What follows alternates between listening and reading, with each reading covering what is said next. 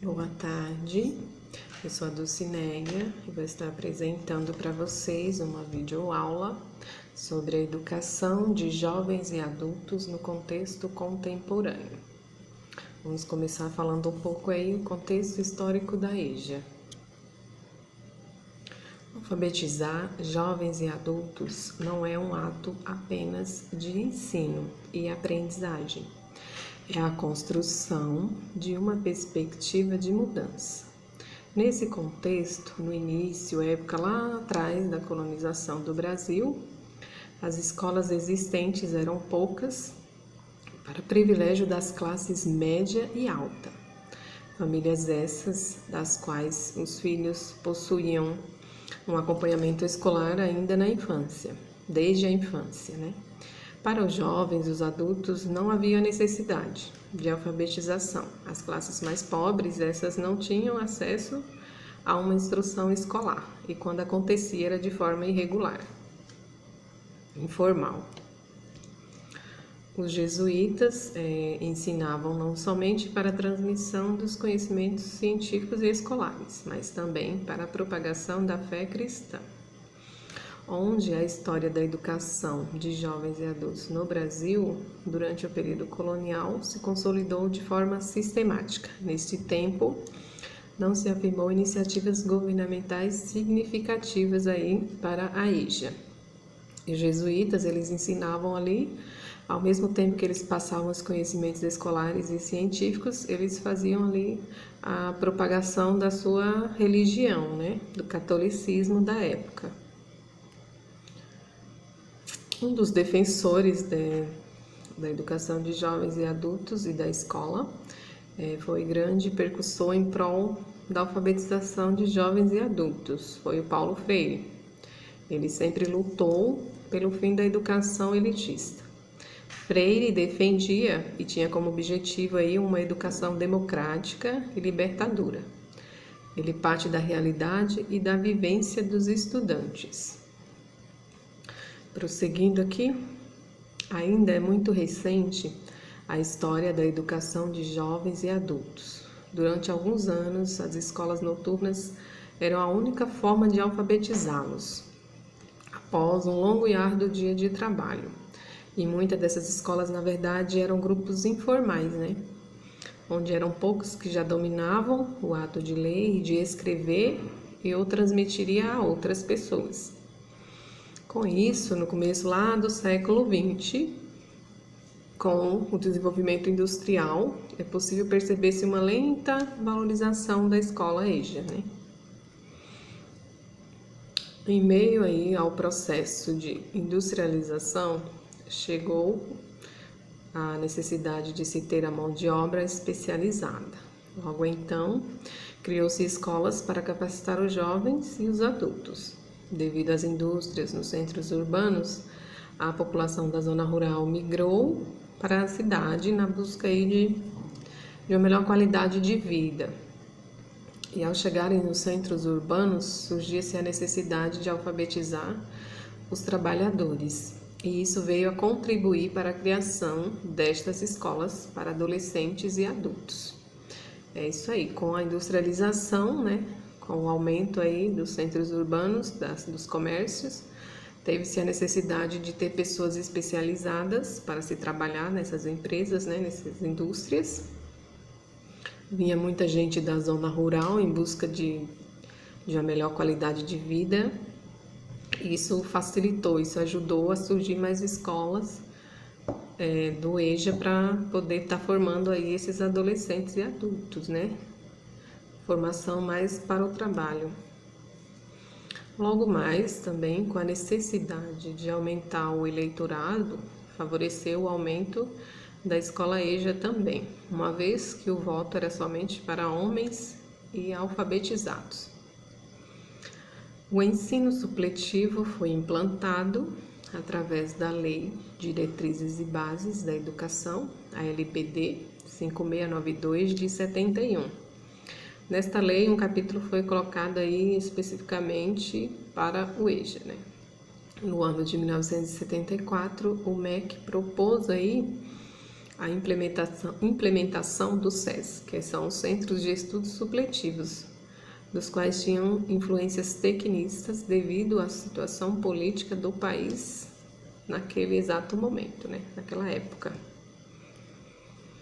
Já no ano de 85, o Mobral, que era também uma forma de ensino, chegou-se ao fim, surgindo a Fundação Educar, que apoiava de forma técnica e financeira as iniciativas de alfabetização que existia nos anos 80, né? Surgiram-se várias pesquisas sobre a língua escrita que, de uma certa maneira, refletiam na EJA também. Com a promulgação aí da Constituição de 1988, o Estado aumenta seu dever com a educação de jovens e adultos. De acordo com o artigo 208 da Constituição de 1988, o dever do Estado com a educação será efetivado mediante a garantia de: inciso 1, parágrafo 1, ensino fundamental obrigatório e gratuito, assegurada inclusive sua oferta gratuita para todos os que a ele não tiveram acesso à idade própria, para as pessoas que não conseguiram terminar, né, na sua idade. É visto que neste período da história da educação brasileira, a EJA possua um foco amplo, né, para haver uma sociedade igualitária e uma educação eficaz. É necessário que todas as áreas da educação sejam focadas e valorizadas. Não é possível desvencilhar uma da outra, né? Não é possível separar uma da outra. Assim, a educação de jovens e adultos no Brasil tem uma formação mais social que a educação normal regular no nosso país, né? Onde nasceu desde o início de iniciativas populares e involuntárias, se estabeleceu quase por seu próprio esforço. Tem muitas lutas aí, né? Para se conseguir. Vamos aqui a um segundo tópico, uma visão do futuro. A educação de jovens e adultos tem uma demanda que é grande e complexa pelo ensino fundamental, guardando em seu interior uma grande variedade de necessidades formativas. Primeiramente, devemos considerar a necessidade de se consolidar a alfabetização funcional dos indivíduos, pois estudos atuais aí indicam que é preciso uma escolaridade mais prolongada para se formar usuários da língua escrita, que esses sejam capazes de fazer delas múltiplos usos, com o objetivo de expressar sua própria subjetividade, né? Buscar informações, planejar e controlar processos e aprender novos campos de conhecimento. Faz-se um grande esforço para considerar que os requisitos formativos estão cada vez mais complexos para um exercício de uma cidadania plena, onde cada vez mais as exigências aumentando por qualificações de um mundo de trabalho excludente e seletivo, e as demandas culturais peculiares a cada subgrupo etário de gênero, étnico-racial, socioeconômico, religioso ou ocupacional. Quer dizer, né, hoje em dia as empresas, e até mesmo lá atrás, né, já vinham com essas exigências aí de uma qualificação, né, da pessoa ter uma formação específica para aquela área, né. Diante desse contexto, como contemplar com equidade um direito básico da cidadania, pensando aí sob um parâmetro comum de qualidade e as necessidades formativas tão diferentes? A literatura e a experiência nacional e internacional nos mostram alguns caminhos para soluções desses impasses aí. Vamos prosseguir. O primeiro passo aqui implica acabar com essa concepção de que a idade apropriada para aprender é a infância, e só quando criança, e a adolescência, e que função prioritária ou exclusiva da educação dessas pessoas jovens e adultos é a reposição de escolaridade permitida na idade própria. Quer dizer, essas pessoas têm que voltar e recuperar, né, esse tempo aí que não foi feito na sua idade. De um lado, reconhecendo que jovens e adultos, ao longo de toda a sua vida, são cognitivamente capazes de aprender e que as diferenças tecnológicas e socioculturais e econômicas em curso impõem a aquisição e a atualização constante em busca de conhecimentos pelos indivíduos de todas as idades. Propunha-se conceber todos os sistemas formativos dos marcos da educação continuada. Considerando os objetivos neste marcos da formação de pessoas jovens e adultos, não se limitam apenas à compreensão da educação básica, não adquirido no passado, mas tende aí a responder diversas necessidades formativas que esses indivíduos venham apresentar agora, na atualidade e também no futuro. Sendo assim, as políticas de formação de pessoas adultas deverão ser necessariamente extensas, variadas e altamente flexíveis para poder atender essas necessidades aí, que são múltiplas, diversas e cambiantes. Vamos ver um tema ainda que é bastante polêmico quanto ao desenvolvimento de políticas na formação de pessoas jovens e adultos, consoantes a esse novo paradigma de educação continuada. Pensando nisso, a literatura permite uma revisão para que possamos identificar algumas indicações mais ou menos consensuais sobre esse tema.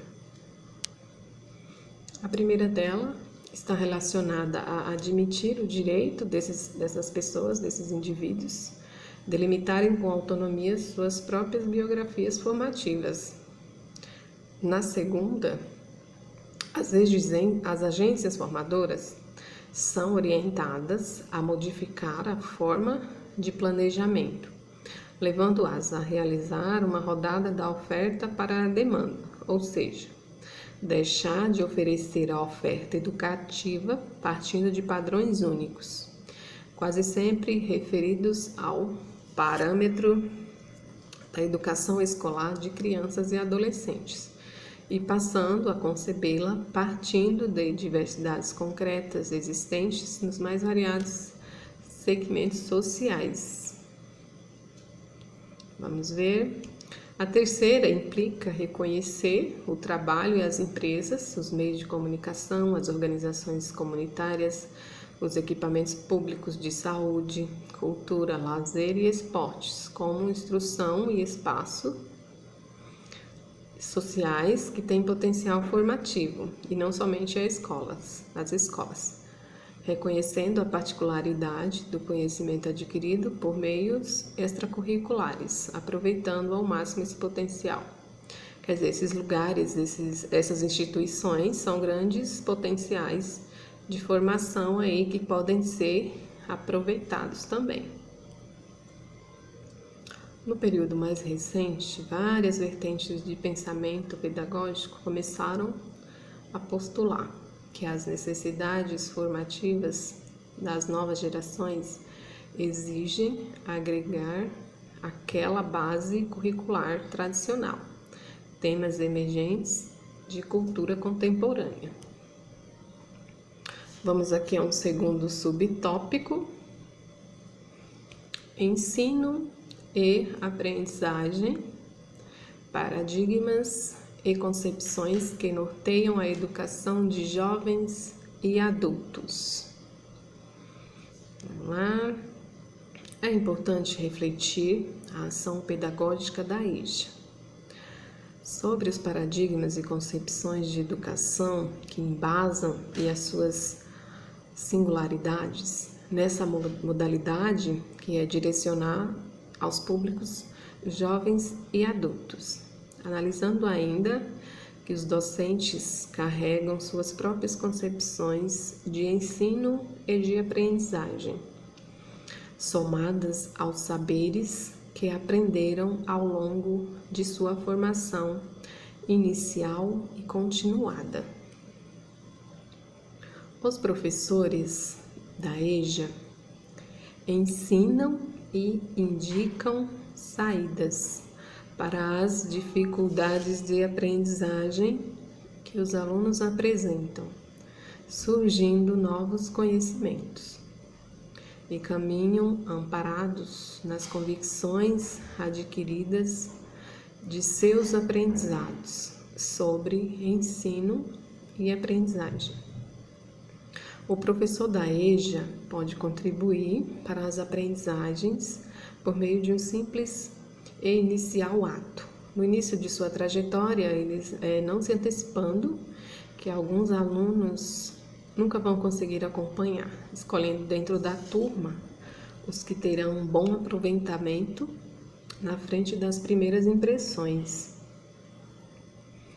No ensino e aprendizagem, lidar com as variáveis não são palpites pessoais sobre o futuro, né? O docente da EJA, estando lidando com esse processo de ensino e aprendizagem, o mesmo necessita dar um passo de cada vez, lentamente, sem atropelar os sonhos, direcionando uma relação entre ensino e aprendizagem, com uma grande e enorme abertura para realizar possíveis ajustes em todas as fases, nas mais pensadas estratégias e nos seus planejamentos, nos planificados passos de ensino, aprendizados e avaliação. A visão contemporânea do docente da EJA, juntos professor e estudante na conectividade digital, dando ao docente uma outra função, acabando com a preocupação obsessiva em difundir conhecimentos. Atualmente, temos ferramentas digitais e plataformas modernas que contribuem de maneira significativa e eficaz, com relevância aí nesse processo. Aos poucos, a modernidade foi se achegando, baseada em reflexões sobre paradigmas e concepções mais adequadas às pessoas que querem aprender na EJA, salientando que a verdadeira competência do professor deve ser focada aí para a incentivação dos atos livres de aprender e pensar dos alunos na EJA. Por inúmeras vezes, um esforço enorme de superação desses paradigmas antigos e ainda muito presente nas formações docentes, apoiada a mão dos professores para que acabem com as retrogradas teorizações sobre ensino e aprendizagem, o que vai devagar gerar efeitos. Um ou outro paradigma será vencido. Mudanças serão visíveis nos cotidianos das salas de aula. Poderá ainda escutar maiores diálogos, gestos humanizantes serão inaugurados para alívio dos jovens, adultos e idosos, cansados após mais um dia de trabalho. Vamos a um outro subtópico. Contexto contemporâneo, reflexões para a educação de jovens e adultos. Há muitos anos, os que representam as políticas governamentais oficiais se reúnem para discutir em seminários, conferências e encontros a respeito da educação para todos. Porém, no mesmo momento, nos deparamos com números alarmantes de pessoas aligeiradas de educação e grande parte da população brasileira ainda analfabeta ou analfabeta funcional, né? Onde acontece um tipo de instrução em que a pessoa sabe ler e escrever, porém é incapaz de interpretar o que lê e de fazer uso da leitura e da escrita durante atividades aí do seu cotidiano, no dia a dia. O programa Brasil Alfabetizado, que foi implantado no governo Lula no ano de 2003, que previa aí a eliminação do analfabetismo até o ano de 2006, mas não se atingiu, conseguiu modificar satisfatoriamente esses dados, de forma que se estendeu até o ano de 2015 e agora, já está aí até o ano de 2024. A Organização das Nações Unidas para a Educação, em seus dados e a ciência, revelam que menos de 75% das crianças que são matriculadas chegam à quinta série do ensino fundamental. Com isso, favorece a exclusão dos alunos em idade regular e causa a volta posterior à escola, já como adultos, através de programas de alfabetização. Notamos que as políticas educacionais de caráter neoliberal indicam o aumento de anos para a educação básica, o que nos diz que não significa uma melhoria na qualidade de ensino, mas apenas a qualidade de oferta, a quantidade, o aumento de oferta. Com a educação baseada no discurso da qualidade total, da formação de um profissional que seja reflexiva e multifuncional, vemos que cada vez mais que há uma internalização de ideologias dos projetos neoliberais dos países são de primeiro mundo. E neste caso a escola entra como principal instrumento de propriedade deste. O pensamento do consumo, produção e comercialização de conhecimento é o princípio para a manutenção da sociedade capitalista. Com isso, acabam evadindo-se cedo das escolas, pois precisam trabalhar na busca por melhoria na qualidade de vida, sob o ângulo contemporâneo. Quando essas pessoas conseguem retornar ao sistema formal de educação por diversas vezes relacionadas às suas necessidades de trabalho, acabam se deparando aí com professores não tão comprometidos com a inclusão social, colaborando aí com o aumento de índices de invasão reincidentes. Na atualidade, apresentar para o docente uma jornada de trabalho de 3 turnos, vivenciando o avitamento de seu trabalho, seja no que diz respeito à remuneração, seja no que se refere às condições de trabalho, marcada pela necessidade de alargamento cada vez maior da jornada, pela terceirização ou precarização. Logo, esse professor pertence à classe trabalhadora e, como tal, uma vítima do sistema capital, necessitando de uma formação integral e continuada, relacionada aí com a sua prática. Em meio de tais perspectivas, várias questões são levantadas, entre elas, da formação dos professores que atuam na educação de jovens e adultos. Na EJA, como tem sido e como são os seus alunos da EJA? Quais são as suas expectativas contemporâneas para a EJA? Como as pessoas se notam nesse processo? Quanto à formação de professores da EJA, ainda acontece de maneira generalizada, onde muito desses cursos de formação de professores são realizados inteiramente à distância, em condições precárias. É possível deduzir que há uma certa preparação para tal. Logo, não havendo possível discutir com a tela e não havendo uma discussão como consequência, não há um aumento da consciência ingênua para a crítica. Sendo assim, esses profissionais que são formados sem a possibilidade de um exercício crítico acabam retornando à escola para reproduzir a ideologia dominante. Faz-se necessário e urgente compreendermos que a educação popular, para que assim haja um maior comprometimento com o processo de mudança da sociedade, com a quebra de paradigmas impositivos e o ensinar aos jovens e adultos que por diversas vezes marginalizados, apresentando conteúdos significativos e que busque a emancipação das classes mais pobres da sociedade.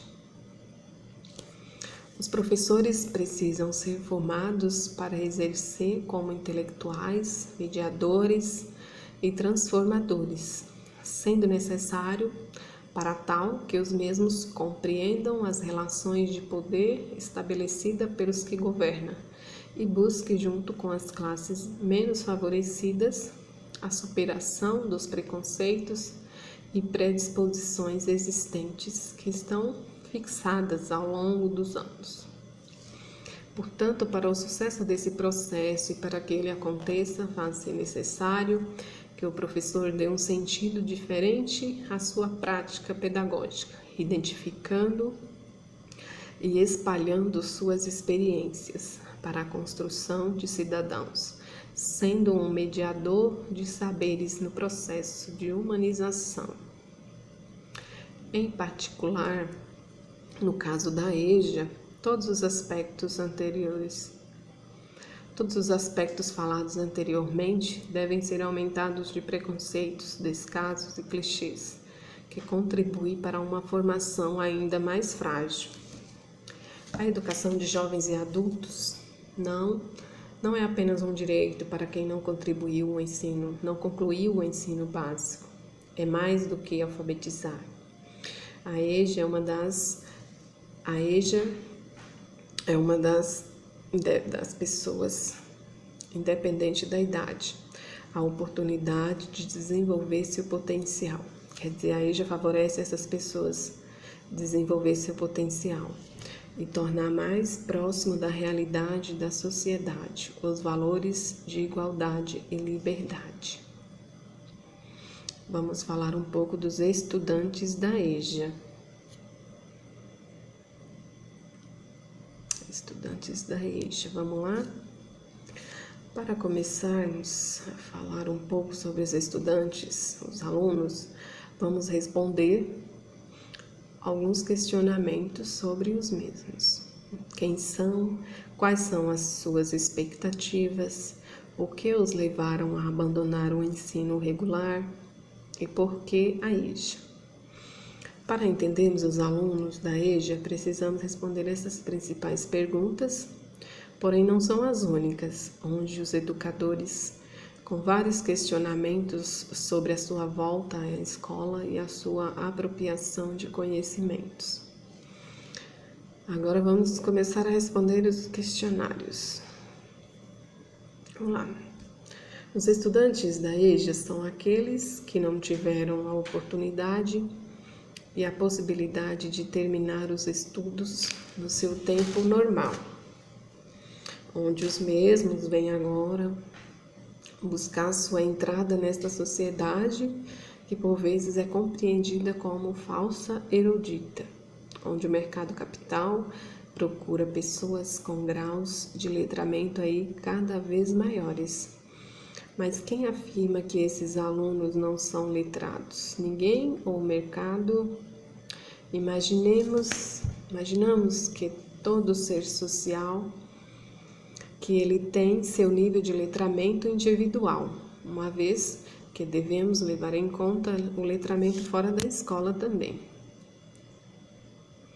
O letramento individual, este indivíduo procura o letramento dentro da escola, sem deixar de adquirir o seu letramento fora dela, né?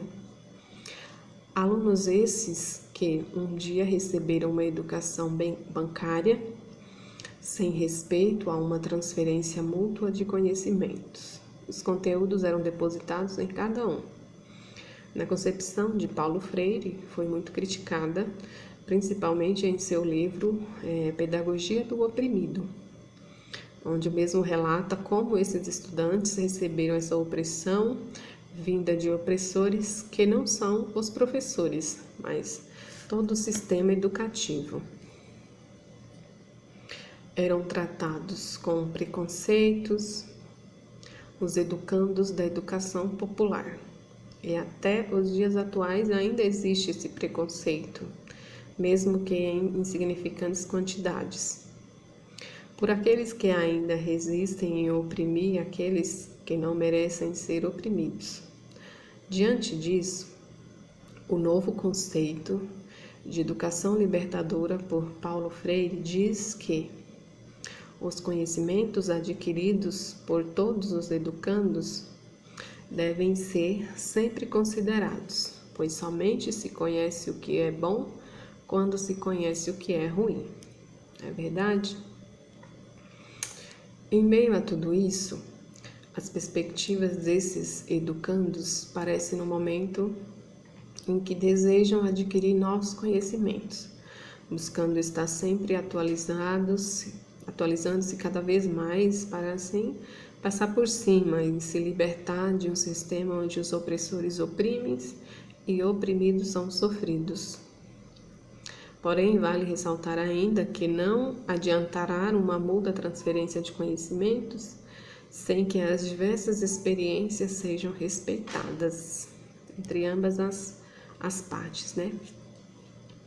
O professor tem grande importância nesse processo, que, ao nosso ver, está no meio de ambos os lados, o do professor e o do oprimido.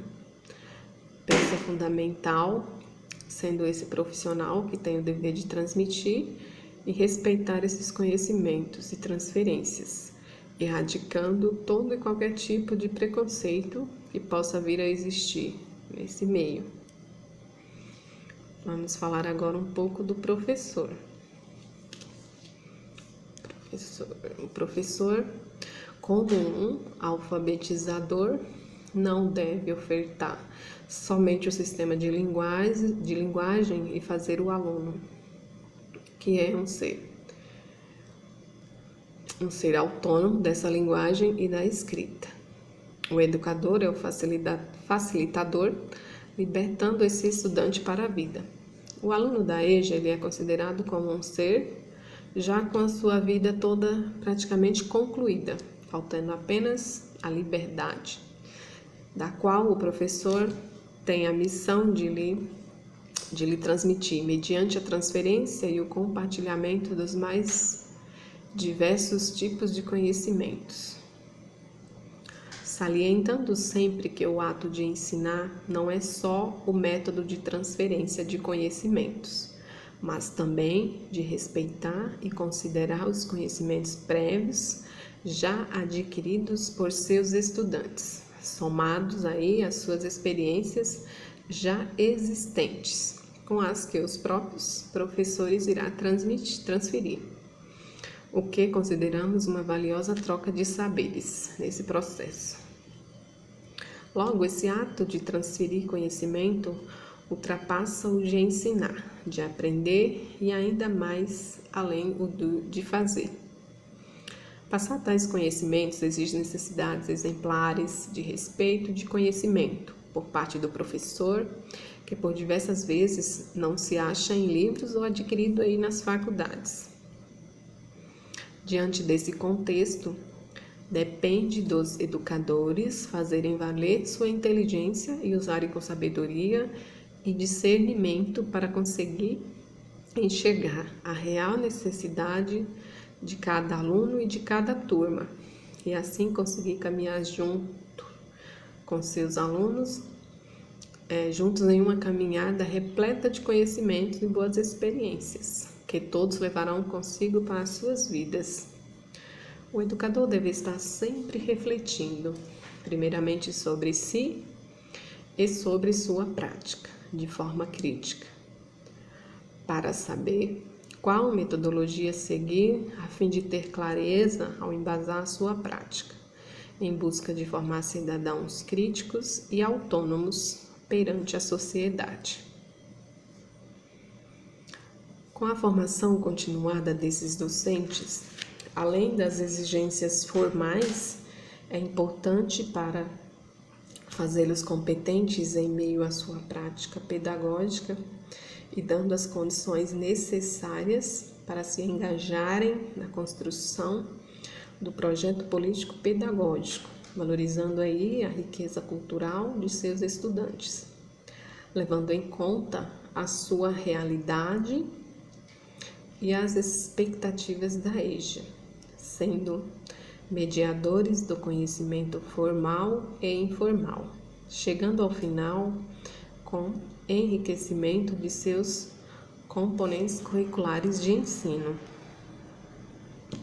Vale ressaltar ainda que vários programas de formação continuada acabaram por adquirir mais compensatório do que propriamente de atualização. Estudos mais recentes sobre a formação continuada de professores apontam aí para a importância de os docentes serem propositores dos programas de formação contínua, a partir das necessidades que sinalizam.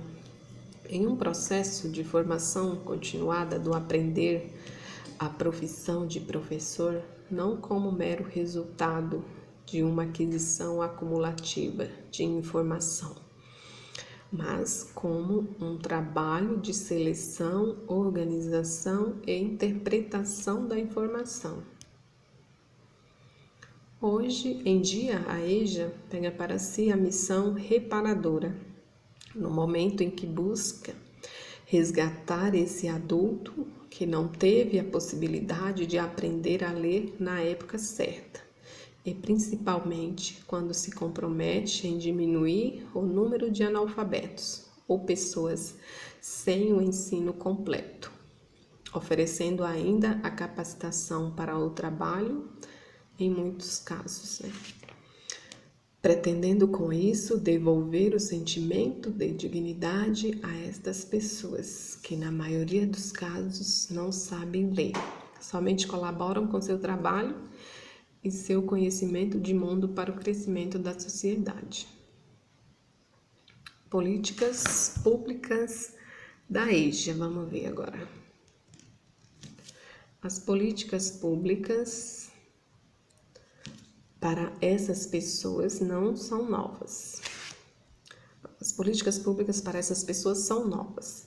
Cerca de 50 anos de histórias de lutas e foram construídas embasadas em campanhas de alfabetização e projetos marcados por características de pulverização e descontinuidade.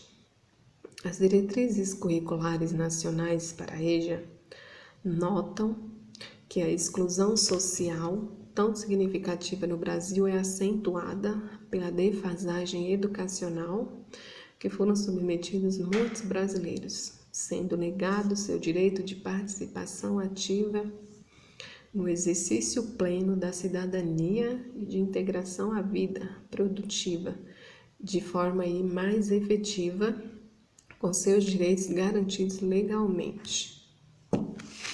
E ainda afirmando que a diminuição desse contingente não se dará com ações urgentes, mas com ações organizadas e sucessivas que se complementam para que a integridade dos sujeitos educacionais sejam respeitadas.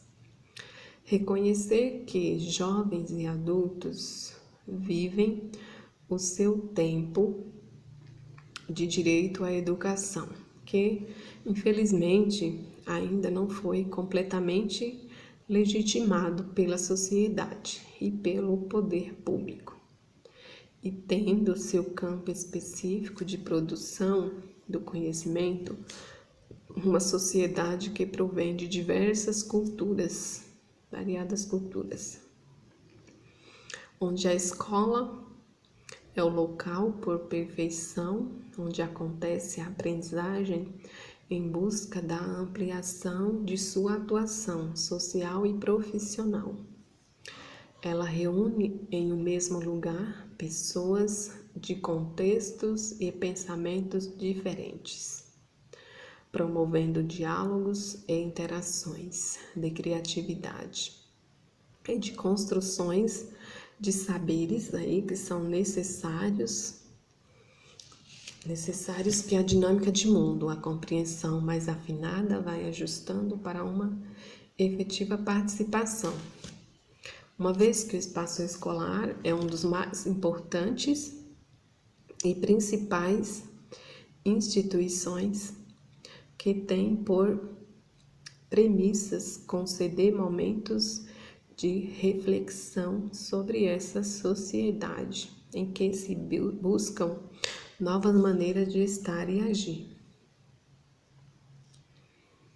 Em meio a tudo isso, pretende-se refletir sobre as novas políticas públicas mencionadas para a educação de jovens e adultos, que leva em conta a educação à distância como uma possibilidade possível de se garantir a escolarização para esse público, conforme exarado na Resolução número 1 de 2016, artigo 1. A presente resolução define diretrizes curriculares operacionais para regulamentar a oferta de cursos e programas de ensino médio, de educação profissional, técnica e de nível médio e de educação de jovens e adultos, a EJAS, nos níveis do ensino fundamental, do ensino médio e na modalidade de educação à distância, o EAD, em regime de colaboração entre os sistemas aí de ensino. Isso mostra que haverá uma parceria entre entidades educacionais que se comprometam a ofertar essa modalidade de ensino com a obrigação e colaboração entre todos. Garantir a oferta de vagas para a modalidade de jovens e adultos vai muito além do que uma política de governo. É um direito adquirido pela então sociedade brasileira, com suas lutas, organizações sociais, movimentos de identidade, entidades internacionais e que deve ser assegurado para o bem de uma população que deve crescer em sua participação e autonomia no mundo. A EJA necessita de um modelo pedagógico próprio que leve em consideração a flexibilização do currículo, os tempos e os horários de trabalho dos alunos e corpo docente preparado para trabalhar com o público, garantindo a realização das obrigações da EJA. Porém, aí o que ainda é visto nos níveis municipais são ações que se demarcam a acréscimos de níveis de escolaridade e o aumento dos estudantes em relação aos processos de alfabetização. E que por inúmeras vezes essas ações acontecem de maneira desorganizada, sem especificar a propriedade dessa modalidade de ensino, sem a devida preocupação com a formação dos docentes que vão atuar com esse alunado. No decorrer do percurso, como estudantes que vivem esse processo afirmam que turmas estão sendo fechadas e com professores cheios, a revalia sem ao menos discutir sobre o perfil adequado para trabalhar pedagogicamente com esse grupo. Entre diversas outras falhas que mostram a fraqueza dessas políticas, desse modo, as reflexões e o ponto de vista acadêmico e escolar em relação às ordens de discurso e de ações, que imitam antigos olhares e mostram suas finalidades no lançamento das novas bases e diretrizes para a EJA, que tragam as garantias dos direitos constitucionalmente ordenados a esses cidadãos. Sendo assim, pensar no que deve garantir as políticas públicas para a EJA transmite-nos de volta ao PNE, 2014 a 2024, a necessidade de revisar as propostas de implementação de programas da EJA, a formação, a importância de atuação na sala de aula e a junção com as demais instituições de diferentes níveis de ensino, reafirmando assim que a escola é o local indispensável para assegurar a EJA, seu engrandecimento e experiências, a atuação efetiva no processo de ensino-aprendizagem e o processo de inclusão socioeducacional. Nosso olhar como educadores precisa ser um olhar ampliado que nos permita repensar sobre a importância da criação de políticas públicas e educativas que consigam atender às necessidades e subjetividades desses jovens, adultos e idosos como seres de direito à vida, ao afeto, à educação, à resistência como alunos, buscando oportunidade na EJA. Pode ser um sinal de que esses estudantes se reconhecem como sujeitos de direito e que cobram do Estado seu reconhecimento social. É fundamental oferecer práticas pedagógicas contextualizadas que sejam significativas para esses indivíduos, que levem em consideração suas experiências de vida e que valorizem a relação entre trabalho, práticas sociais e culturais, trazendo contribuições positivamente para a melhoria da aprendizagem, fortalecendo assim os vínculos com o espaço escolar e diminuindo os altos índices de abandono. Um trabalho pedagógico consciente, acolhedor e comprometido para com a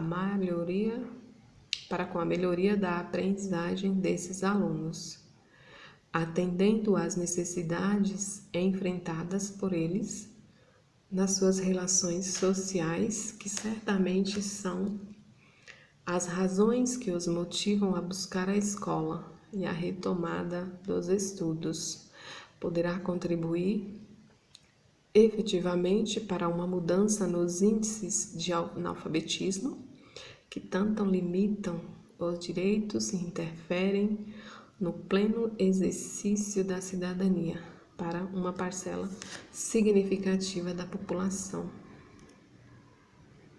Admitir a heterogeneidade desse grupo e suas necessidades de aprendizagens, motivações e condições de estudo resulta na construção de formas de atendimento variadas e flexíveis, que sejam capazes de acolher diferentes trajetos e títulos formativos. Com a flexibilização na organização dos tempos e espaços de ensino e aprendizagem, pode ser a chave para caracterizar as propostas pedagógicas na EJA, junto com uma criteriosa seleção de conteúdos curriculares conectados aí ao universo sociocultural desses alunos, contando com o apoio de recursos didáticos e tecnológicos em linguagem adequada para essa faixa etária. Vamos ver? Por fim, indicamos que o grande motivo do retorno desses estudantes à escola está relacionado ao mercado de trabalho. Certificamos ainda que a representação da escola está pautada na tendência tradicional, com presença marcante das lembranças da infância sobre o período em que frequentaram a escola. Aí já é marcada por contradições de desilusões, de um sonho enorme de melhorar a vida através do estudo. Logo, não se trata apenas de um jovem ou adulto. São indivíduos com uma trajetória de vida diferenciada e que conquistaram o seu direito básico à educação. De modo geral, a história da EJA no Brasil vem mostrando grandes avanços por meio de campanhas e programas para a alfabetização. Hoje temos a EJA reconhecida como uma modalidade de educação básica. No entanto, vale ainda destacar que a necessidade de formação específica para a atuação na área de educação de jovens e adultos, além de políticas públicas mais efetivas para a valorização do profissional da educação do EJA. Chegamos ao fim da nossa aula e falamos um pouco aí sobre a educação de jovens e adultos no Brasil, de modo geral, desde o início aí de sua fundação, né? E a EJA é assim, no Brasil ainda se tem uma luta muito grande, profissionais dessa área estão lutando aí para conseguir formar estudantes capazes. Isso aí. Chegamos ao fim, obrigado, espero que gostem da aula e até uma próxima.